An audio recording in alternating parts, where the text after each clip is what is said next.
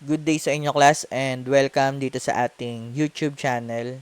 After nga ng installation, ito yung makikita nyong default once na nag-open kayo ng Godot. And then, click nyo nga lang yung 2D workspace para mapunta kayo dito sa ating 2D workspace. And then, kung mapapansin nyo, may default dito na icon. Then, drag lang natin to siya sa gitna. So, after natin madrag, ayan, kung mapapansin nyo, yung sa part ng scene natin, nadagdagan siya ng node, and then dito naman sa ating inspector element, nakita natin yung properties ng ating objects.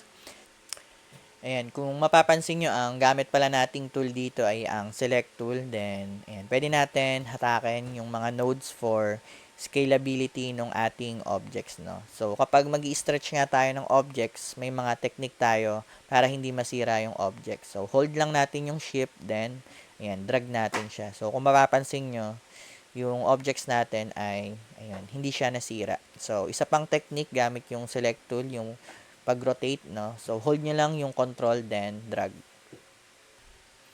Okay, isa pang technique yung paggamit natin ng navigation, no? Ang gamit ko pala dyan ay ang middle click ng ating mouse, no? Para sa navigation. So, next tool, yung ating move tool para dun sa movement ng ating objects vertically and horizontally.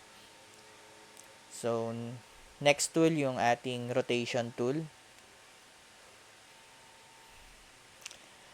Okay. Next tool, yung ating scale tool for scalability.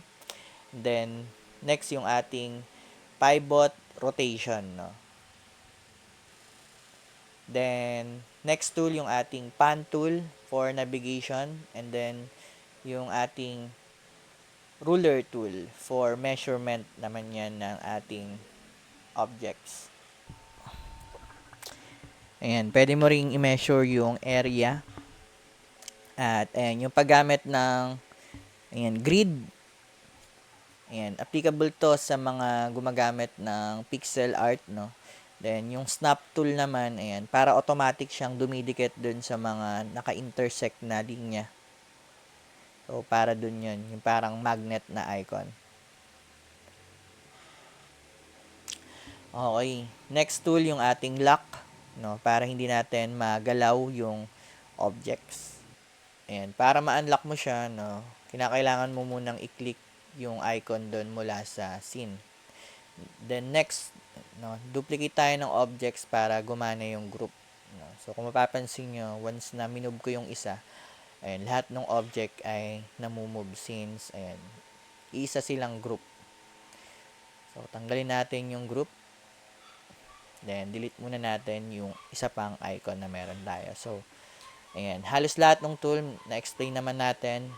Ayan, save na natin siya para makita natin yung output. Then, select natin yung ating, ayan, sinave. Ayan. Kung mapapansin nyo, nung inopen natin siya, makikita nyo yung, ayan, yung icon natin. Then, kung susubukan natin siyang ilagay dito sa, ayan, bandang taas ng kaliwa, makikita nyo rin siya dun sa pwesto niya. So, ayan. Hanggang dito na lang muna. Panoorin nyo na lang yung next video.